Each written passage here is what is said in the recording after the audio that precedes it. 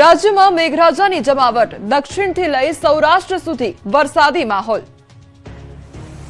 ગુજરાતમાં મેઘરાજાએ ફરી એકવાર જમાવટ શરૂ કરી છે। દક્ષિણ ગુજરાતથી લઈને મધ્ય ગુજરાત અને સૌરાષ્ટ્ર સુધી અનેક વિસ્તારોમાં વરસાદી માહોલ જોવા મળ્યો। બીજી તરફ ઉપરવાસમાં વરસાદને પગલે સરદાર સરોવર નર્મદા ડેમની જળ સપાટીમાં પણ સતત વધારો થઈ રહ્યો છે। જોઈએ રાજ્યભરના વરસાદનો અહેવાલ। દક્ષિણ ગુજરાત, મધ્ય ગુજરાત અને સૌરાષ્ટ્રના શહેરો તથા ગ્રામ્ય વિસ્તારોમાં મેઘરાજાએ મહેર વરસાવતા લોકોને ઉકળાટમાંથી રાહત મળી છે। ઉપરવાસમાં સારા વરસાદના પગલે સરદાર સરોવર નર્મદા ડેમમાં પાણીની સતત આવક થઈ રહી છે। હાલ ડેમની જળ સપાટી વધીને 127.50 મીટર પર પહોંચી છે। ડેમમાં 16,335 ક્યુસેક પાણીની આવક નોંધાઈ રહી છે, જ્યારે પાણીની ઉપલબ્ધિને ધ્યાનમાં રાખીને આરબીપીએચના તમામ પાવર હાઉસ કાર્યરત કરવામાં આવ્યા છે। ડેમની મહત્તમ સપાટી 138.68 મીટર છે।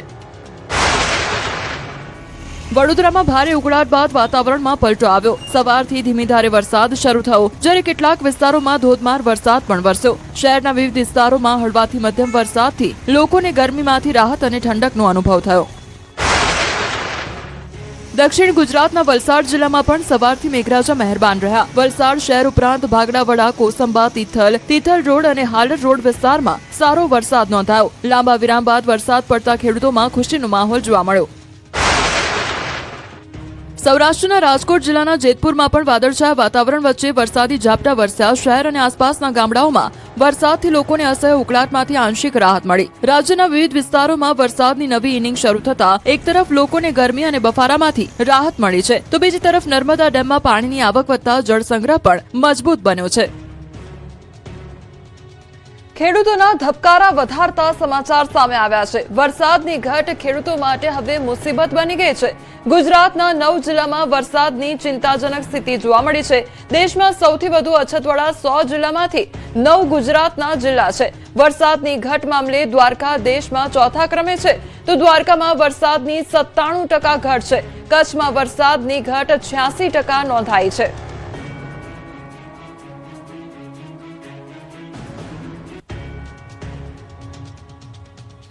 આણંદના ભાલ પ્રદેશમાં વરસાદની અછત, ડાંગર પકવતા ખેડૂતોના જીવ અદ્ધર।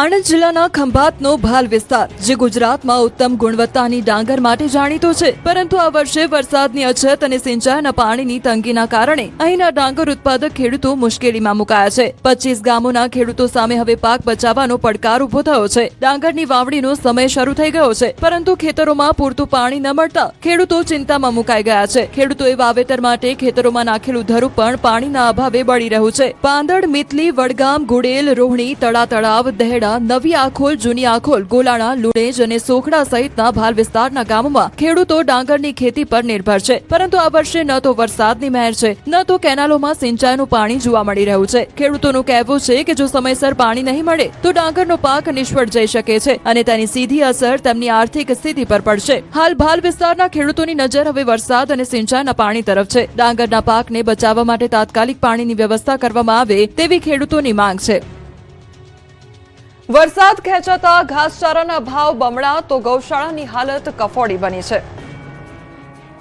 વરસાદ ખેંચાતા ગૌશાળાઓની હાલત કફોડી બની છે। ઘાસના ભાવ ડબલ થઈ ગયા છે અને આમ છતાં પણ લીલું અને સૂકું ઘાસ અત્યારે બજારમાં મળવું મુશ્કેલ થઈ ગયું છે। રાજકોટ શહેર તેમજ જિલ્લામાં વરસાદ તો વરસ્યો છે, પરંતુ હજુ પણ જિલ્લાના અનેક વિસ્તારોમાં વાવણી લાયક વરસાદ નથી થયો। વરસાદ ખેંચાતા ઘાસચારાની ઘટ સર્જાઈ છે। રાજકોટ જિલ્લામાં 180 થી વધુ ગૌશાળાઓ આવેલી છે। 50,000 થી વધુ પશુ આવેલા છે, જેમને લાખો કિલો ઘાસ દરરોજ જોતું હોય છે, પરંતુ હાલ આ ઘાસ રાજકોટથી 250 કિલોમીટર દૂરથી મંગાવવું પડી રહ્યું છે, જેથી ભાવ પણ ડબલ થઈ ગયા છે। આવી પરિસ્થિતિમાં સરકાર વીડીમાં રહેલું રિઝર્વ ઘાસ જો ગૌશાળાઓને આપે તો આ પરિસ્થિતિનો સામનો કરી શકાય તેમ છે। તો ઘાસચારાની ઘટને લઈને ધારાસભ્ય રમેશ ટીલાડાએ નિવેદન આપ્યું હતું કે રાજકોટ સહિત સૌરાષ્ટ્રના અનેક વિસ્તારોમાં વરસાદ ખેંચાયો છે। વરસાદ ખેંચાતા રાજ્ય સરકાર દ્વારા ઘાસચારાનું વિતરણ માટે રજૂઆત કરી છે। ટૂંક સમયમાં સરકાર દ્વારા ઘાસચારાની વ્યવસ્થા કરવામાં આવશે। સુરેન્દ્રનગર જિલ્લામાં વરસાદની અછતની અસર હવે ખેતીની સાથે પશુપાલન પર પણ જોવા મળી રહી છે। ઘાસચારાની આવકમાં ભારે ઘટાડો થતા લીલા અને સૂકા ઘાસના ભાવમાં નોંધપાત્ર વધારો થયો છે, જેના કારણે પશુપાલકોની મુશ્કેલીઓ વધી છે. અગાઉ રોજ 25 થી વધુ ટ્રક લીલા ઘાસની આવક સામે હાલ માત્ર 5 થી 8 ટ્રક જ આવી રહ્યા છે. પરિણામે લીલા ઘાસનો ભાવ એ મણ દીઠ ₹100 થી વધીને 150 અને સૂકા ઘાસનો ભાવ એ ₹250-300 થી વધીને 450 થી 500 સુધી પહોંચ્યો છે. તો બીજી તરફ દૂધના ભાવ સ્થિર રહેતા પશુપાલકોનો ખર્ચ સતત વધી રહ્યો છે.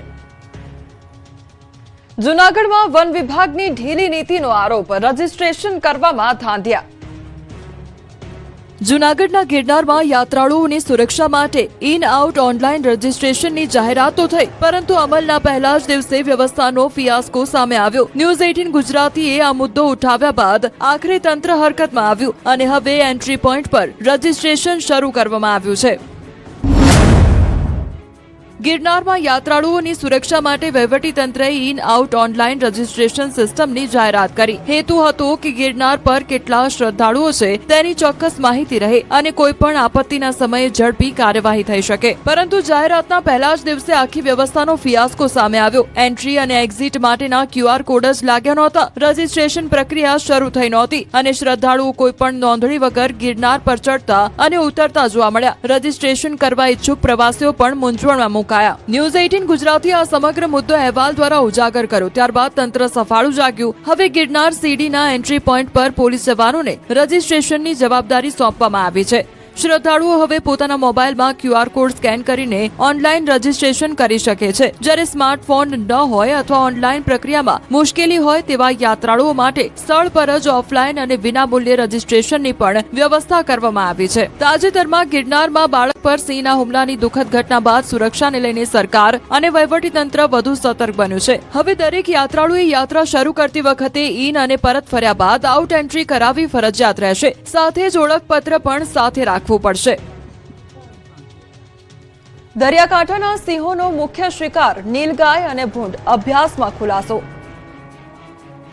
દરિયાકાંઠાના વિસ્તારમાં રહેતા સિંહોએ વર્ષો જૂની માન્યતા તોડી છે. દરિયાકાંઠાના સિંહો વિશે એક અભ્યાસ થયો, જેમાં સામે આવ્યું છે કે ગીર જંગલની બહાર રહેતા સિંહો નીલગાય અને જંગલી ભૂંડનો શિકાર કરીને અહીંના ખેડૂતોને ફાયદો કરાવે છે. નીલગાય અને ભૂંડોની વસ્તી પર કુદરતી રીતે નિયંત્રણ રાખીને સિંહો ખેતીના પાકનું નુકસાન ઘટાડે છે અને ખેડૂતોને મદદરૂપ થાય છે. આમ સિંહ ખેડૂતોના ખરા મિત્ર બન્યા છે. સંશોધકોએ અવલોકન કર્યું છે કે ગાય અને ભેંસ સિંહોના ખોરાકનો ભાગ જરૂર છે, પરંતુ તેમાંથી મોટાભાગના પશુઓ રખડતા ત્યજી દેવાયેલા કે જંગલી બનેલા હોય છે. અગાઉ માન્યતા હતી કે દરિયાકાંઠાના સિંહ પાલતુ પશુઓને જ શિકાર બનાવે છે. સંશોધન કહે છે કે દરિયાકાંઠા વિસ્તારમાં અંદાજે 100 જેટલા સિંહ વસવાટ કરે છે, જે સિંહોના શિકારમાં 64% હિસ્સો વન્યજીવોનો છે. શિકારમાં 31% હિસ્સો પાલતુ પશુઓનો છે, જ્યારે સિંહોનો મુખ્ય શિકાર નીલગાય અને ભૂંડ છે. જૂનાગઢ વન વર્તુળના વન સંરક્ષક અને આ અભ્યાસના સહલેખક મોહન રામે જણાવ્યું કે અમારા અભ્યાસમાં માર્ચ અને એપ્રિલ 2024 દરમિયાન જૂનાગઢ, ગીર સોમનાથ, અમરેલી, ભાવનગર અને પોરબંદરના દરિયાકાંઠાના જિલ્લાઓમાંથી એકત્રિત કરાયેલા સિંહોના મળના 160 નમૂનાઓનું વિશ્લેષણ કરવામાં આવ્યું હતું. આ અભ્યાસમાં જાણવા મળ્યું કે સિંહોના ખોરાકમાં 64% હિસ્સો વન્યજીવો જેવા કે નીલગાય, જંગલી ભૂંડોનો હતો, જ્યારે 31% હિસ્સો પાલતુ પશુઓનો હતો. વર્ષ 2025માં યોજાયેલી 16મી સિંહ વસ્તી ગણતરી મુજબ ગુજરાતમાં અત્યારે 891 એશિયાટિક સિંહો છે. આ સંખ્યા ગુજરાતની વન્યજીવ